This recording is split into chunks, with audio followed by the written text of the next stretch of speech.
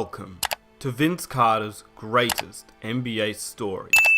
If you are new to this series, welcome. This is the Complete Collection series, where we take a deep dive into some of the NBA's greatest players. If you have missed any of the episodes in the series, all I ask is that you hit that like button. Hitting the like button really helps the channel and these videos get recognized. If you're new, be sure to hit that subscribe button for a new episode in this series. And hit that notification button to stay notified for whenever I upload a new episode in this series. And if you would like to be Carter's complete collection of greatest stories. What was the most memorable part about that series with him? Him. If I had the ball, running the fast break, Vince Carter was on one end and Jesus was on the other one, I had to throw it to Vince Carter. When you really look at him and you think he's flying, how did he just do that? And Vince was that guy. The passion that stood out to me when I watched him after he dunked, after he made a big shot. You say Vince Carter brought out the best in you. How so? Well, I was always really competitive with Vince. You know, Vince is a special dunker, man. Did you see what he could do? He's a special dunker, man. He's a special dunker. I didn't want to do it because I knew, I mean, this is my teammate. Like, I see him every day and what he's capable of. He cocked that thing back on so hard, and I was like, oh, man. And then got in the post spin move and cocked it. Oh, boom, right? Right, we were celebrating two totally different things. Yeah. That's what's crazy. I was like, yeah, I made it. He was like, yeah, I'm like, yeah. But, bro, I didn't know I jumped over, buddy.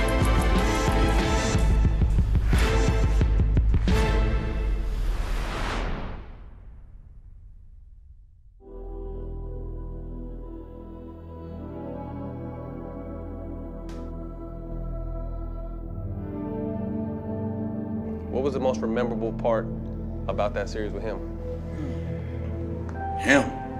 Amazing. People, I think because he played so long, people forget how fucking amazing Vince was. Oh my God. Yo. But look, who you think had the craziest hops ever? Him. Him. You think him, right? Him. I love to watch him dunk. And I saw him do some things this summer that people haven't seen in the game. Cause trust me, that guy right there, he had the left leg now, was the most exciting. He took the world by storm. Man, and his style. He just changed the culture. We all know Mike was like, Mike was different. Like Dr. J was Dr. J. Then Mike came with the whole swag too. You know what I mean?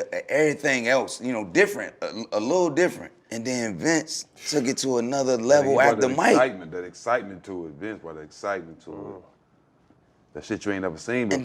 And then his jumper was so pretty.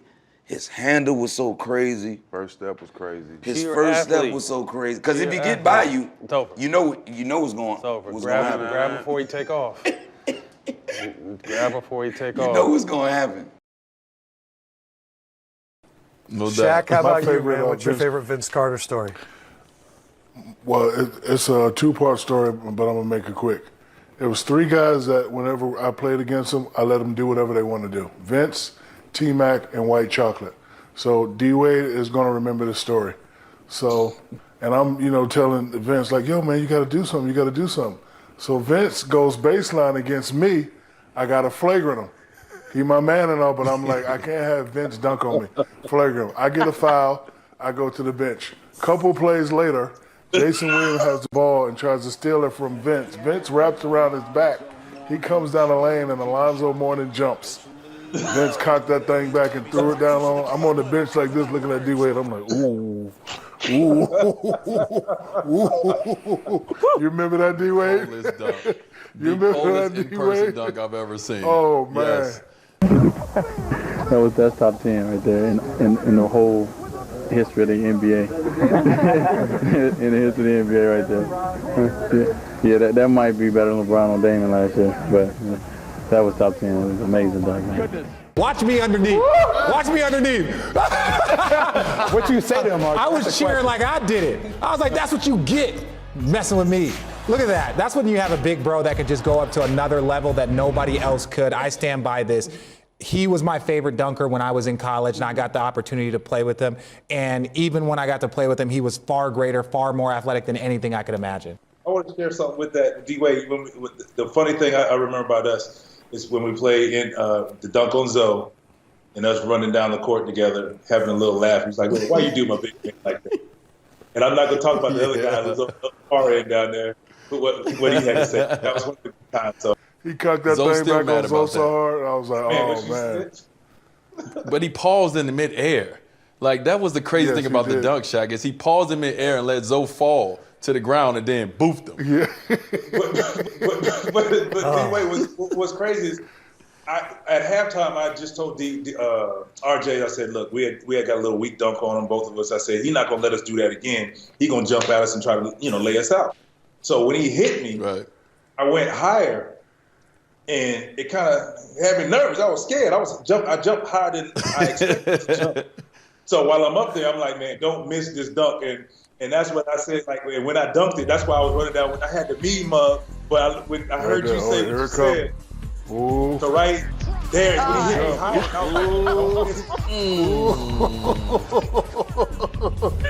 He's so disrespectful, bro. He didn't talk to me like that for as he shouldn't. 6-7 years. No, 6 or 7 years. He shouldn't. Not after that. I wouldn't Would you talk still to not you be either. speaking No. now? It's a basketball play. He tried to block it. He's a shot blocker. Exactly. So it happened. But the fashion you done it. But I'm just saying. Why you just couldn't do it like Mutombo, just like Statue of Liberty and keep going up and down. No. Because I thought he was going to hurt me. I was protecting him. myself. Hit him, protect yourself, caught back, and then dunked on him like this over the head. 6 or 7 years. It was like 6 or 7 years. I wish they could show our every face. shot, Shaq, I wish they could show our face Exactly. when that happened. right. You say Vince Carter brought out the best in you. How so?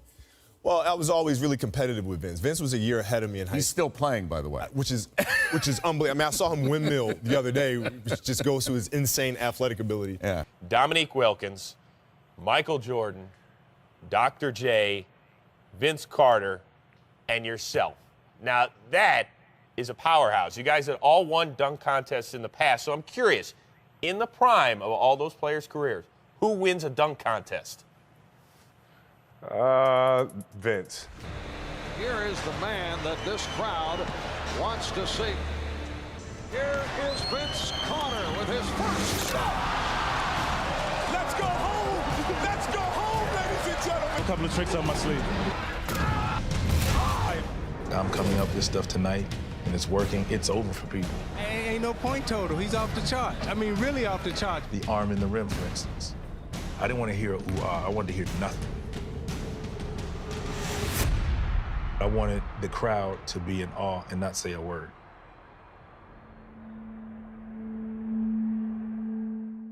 What? Yeah, I would say Vince. I got it. Yeah, you know, I had him Vince is Vince. No, you know, Vince is a special dunker, man. You see what he can do? He's a special dunker. I mean, he's a special dunker. And I think MJ, did some stuff that was revolutionary for his time, as did Dr. J.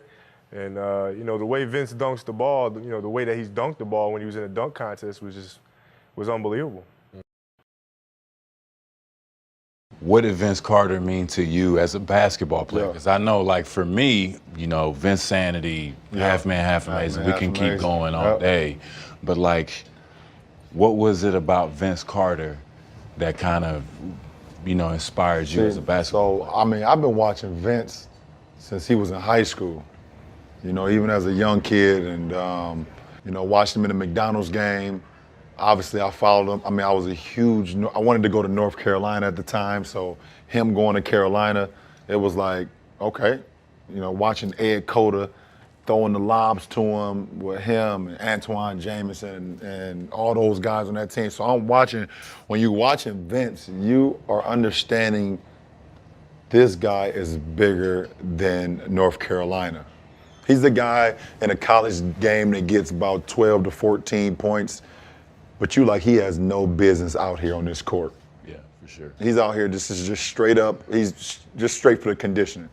And when he gets to the next level, whoever gets him is gonna be special. So You know, for me, and for all of us, it's something about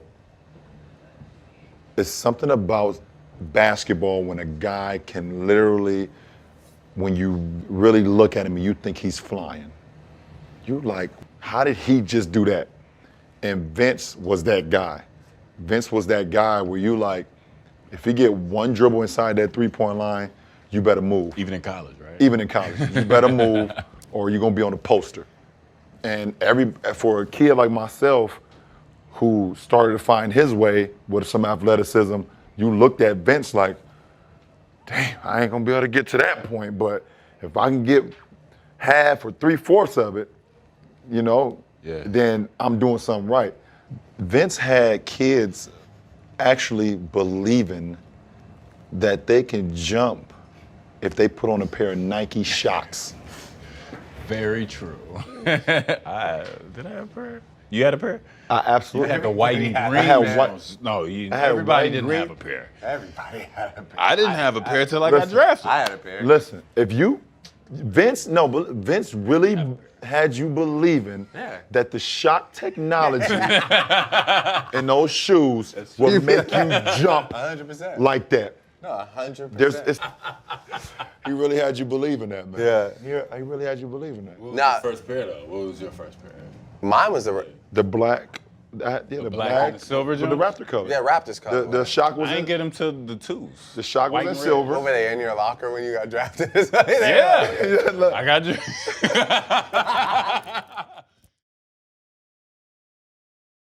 Well, Adam, it's hard to pick one Vince Carter story, but I would go back to the beginning, Vince. So 2000, 2001, I'm in Marquette University, and I'm redshirting. I'm sitting out. And my team went on the road, and the Milwaukee Bucks was playing the Toronto Raptors. No changes for the Bucks tonight. Up front, Glenn Robinson, Joel Prisbilla, and Mark Pope. The backcourt, Sam Cassell and Ray Allen. For the Toronto Raptors, it's Corliss Williamson, Antonio Davis, and Charles Oakley. Vince Carter in the backcourt with Mark Jackson coming over from the Indiana Pacers. So I didn't have a ticket to the game, but I decided to go to the arena with hopes that the security who worked our games, because we played at the Bradley Center as well, would let me in. They did. They let me in, and I was sitting up there with the retired jerseys, real high up. But I got there early because Vince Carter was famous for his pregame workouts, right? So before the games started, Vince Carter would put on a dunk show, man. And like, I'm talking about all the dunk contest dunks Vince Carter would do. And one of my favorite things that you did at the end before the game started is you always grab the net and you always lift yourself up and did chin-ups on the net. And if you know, or anybody who know me, once I got to the NBA, I would grab the rim before every game and I would do chin-ups on the rim. And it all started from being that little kid, that young kid that got a chance to get into the arena to see one of his favorite players do some amazing, amazing things. So thank you for inspiring me, Vince. Thank you for inspiring a whole generation of players, not only in Canada, but around the world, man. You are one of our GOATs, and just thank you. No, thank you, man. Golly, that's crazy. Look, I'm not even gonna lie to you, bro. I'm not even gonna lie to you. My first game, we playing against Vince Carter. We're playing against Vince, and I'm in there cocky. I ain't these trash, man. The TV make these players look better than they really are. And he missed like 2 straight shots, so I'm already I knew he was trash. And then he got mad, and then got in the post spin move and cocked it. Oh, boom, right? I jumped out the seat. Oh my God, I'm on the court. Joe, y'all see that? And then I had to realize I was in the NBA, like, oh, my bad. And I'm on the bench like, yo, did you see that? Man, he done touched his head. It was the best thing I've ever seen. But what ended up happening was reality kicked in because I'm like, he just did that to Jason Richardson. And Jason Richardson, athleticism is, huh. And then it's like, I just seen somebody who go, huh. And I'm here, and I'm like, oh man, I can't even play in this league, bruh. And I got so depressed just from the dunk, realized like, yo, I don't have this type of athleticism. So I spent probably the first part of the season just like, I can't do this. I can't do none of that. Yeah. Kobe, I can't even guard him. Ray Allen, I can't even guard. Like, these people, I can't even, and I was doing that to myself. You know what I mean? You know, we tend to look at what we can't do because someone else can do it instead of looking at what we can't do, what they can't do. Yeah. The passion that stood out to me when I watched him after he dunked, after he made a big shot, and how much he loved to play. You know, you could tell he was excited. That just made me go out there and be more free as a player when I was a kid. Because I'm just like, if he expressing himself like that, I think I can too, you know? So I think I took that from Vince. You know, obviously his highlights and his athleticism stood out, but like his passion for the game is something that I really appreciated. Golly, I mean, it's an honor. Like I say, I've watched Kevin obviously going against him and everything, and just think back to his career. Well, first of all, I'll say I once heard the whispers. Yeah, he got me right there on the crossover. Ooh, caught me right there. Caught me slipping. But no, I mean, and he hit the game winner after I hit that shot. I mean, I remember all of these. But let me tell you, I heard whispers, and I was like, okay, you know, he's a fan. Oh, I'm his favorite player. Okay, cool. Yeah, you know, but people say that, and then to actually hear it from the horse's mouth, I mean, it's unbelievable. And getting the opportunity to play against him, watching him as a rookie.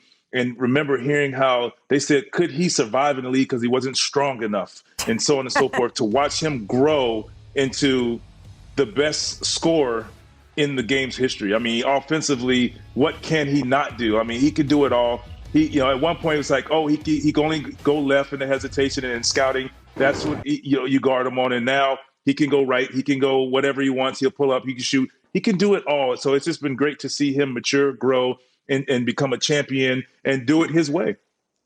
Absolutely. Well, it's an honor in both directions, Vince. Hey, so talk about teaming up with KG, Ray Allen, Peyton, Jason Kidd, and gold medal team. It was a dream come true for me, man. It was talked about, obviously, you're talking about 92 and the Dream Team, and then you had Dream Team 2. Then comes us in 2000. And the funny thing about it, guys, I wasn't on the initial team. I didn't make it. So Shaq was supposed to be on that team. Grant Hill was supposed to be on that team. And I'm missing another name because I think Grant was hurt, or Shaq. I know Shaq was hurt as well. Tim Duncan was supposed to be on the team. And then Tom Gugliotta got hurt. So Ray Allen actually made the team over me. And we played each other that night in Toronto. Vince Carter had 3 games that were subpar for him after the announcement was made, and he hits his first shot tonight. And he'll be on an Olympic team. No doubt about that, just not this one. Carter 2 for 2, Carter for 3. Carter over Robinson. Vince Carter. Carter windmills for 47. What kind of work you give? 47. But it had nothing. Listen. You see, I didn't say nothing. Man. I kept quiet. Hey, he said 47, but that's not what I'm talking about. It was one of those things I wanted to show, more so it had nothing to do with him. I wanted to show the Olympic folks that, you know, I'm worthy. They made the wrong choice, right? That to be on that squad. I hit my first 8 shots. I was 8 for 8 from the beginning. I was just in another zone, bro. I was in another zone. And then weeks later, Tom Gugliotta gets hurt. I get that call. Would I like to be? Hell yeah. So I missed the original team, the original photo. I was photoshopped in. Wow. So when you see that picture, like me on there, I had to take a picture and then to get photoshopped in. They didn't photoshop that medal though. Right. So from there, I was like, bro, I gotta go. I had to go earn my way, but it was all worth it, man. It was fun. It was great. You know, I was going through some ups and downs in my life, really. That's why I had the fro and all that. Me and GP rocking the fro out there. Something different. Hey, that was my favorite outside. I mean, the dunk, the gold medal. My favorite part was seeing Vince with the fro. You jumped higher. You jumped higher when you had the fro. Dunk everything. Bro, I was angry. Mad Ain't no lie. He's like, young fella, you know, GP. They can't jump with you, young fella. So anytime you halfway open, I'm throwing. All right. The rest was history. Just making history, just doing some crazy stuff, and then the dunk happened. So let me ask you a question. Right. Does he have one of the best dunks in basketball history? VC has... He jumped over the 7-footer in the Olympics. Listen, best in-game dunk that you will ever see in NBA history. Line them up with any of them. Mais j'oublierai jamais ce que j'ai pu vivre, surtout en l'an 2000. Quoi.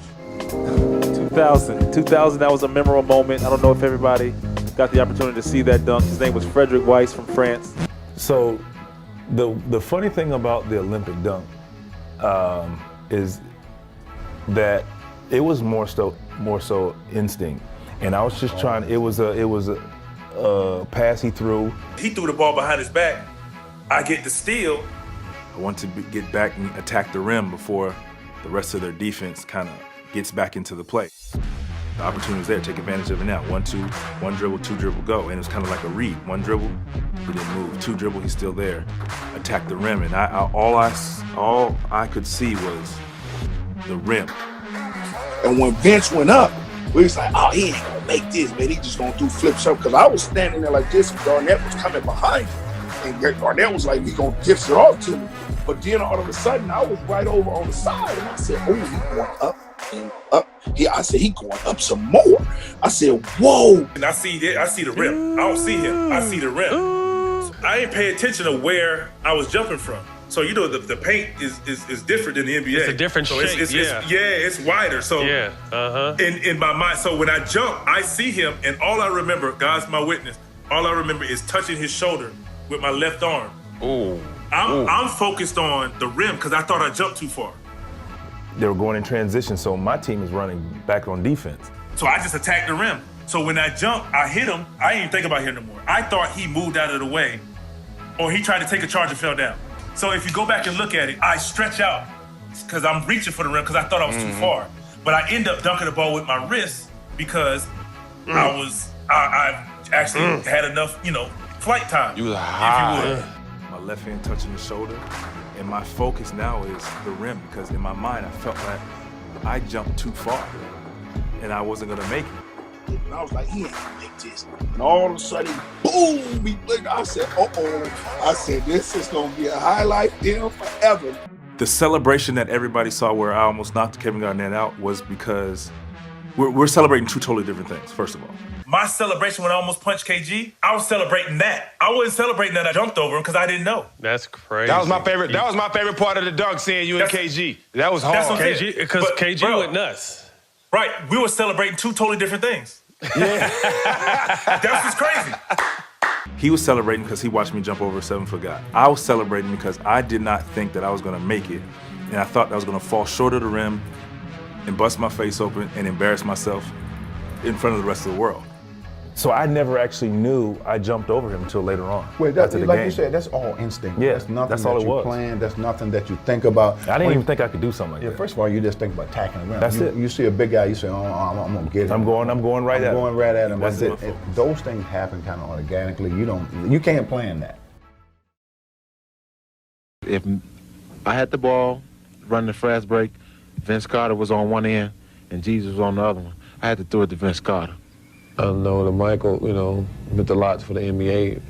And I think right now Vince is that same type of commodity. The comparison view is deja vu for Carter, who has been there, heard this before. It was more pressure coming out of high school into college, into North Carolina. That's when you started to hear it, and that's when I think a lot of pressure. Now it's like, I was just like, here we go again. No matter how breathless his play, how fair is it to mention Vince in the same breath? That is unfortunate because, as you know, no two players are alike, and the similarity may be exciting dunks, but they're a different type of players. I can see it, but let's not get ridiculous. You're talking about Michael Jordan. The difference in him is that Vince does not have the ball handling ability that MJ had, or understand what his shot selections are, that MJ had a better feel for it. MJ is often imitated, never duplicated, but you have to say that he's the next thing close to MJ. They can hang in the air, make other opponents just feel like scared or just don't want to be around them because they don't want to be on their poster. And it's tough. It's tough to be out there and try to come up with something that the fans haven't seen. Michael, move over. Somebody's coming to get your best dunk ever. How would you do in a dunk contest with Vince Carter today? Oh, I'm 37 years old. I think he'll have the advantage. But if you talk about when I was younger, I think we can have a really good competition. I'm referring to when you were younger. I think it would be fun. I think the fans would certainly get entertained. You know, it doesn't matter who wins because you're going to see creativity at its best, you know. I think it really shows us a part of your personality to some degree. And there it is, the complete collection of Vince Carter's greatest stories. If you would like to help me out by hitting that like button, that would be greatly appreciated. If you're new around here and you enjoyed the episode, be sure to subscribe. Hit that notification button so you never miss another episode in the series, and I'll catch you in the next one. I'm out. Peace.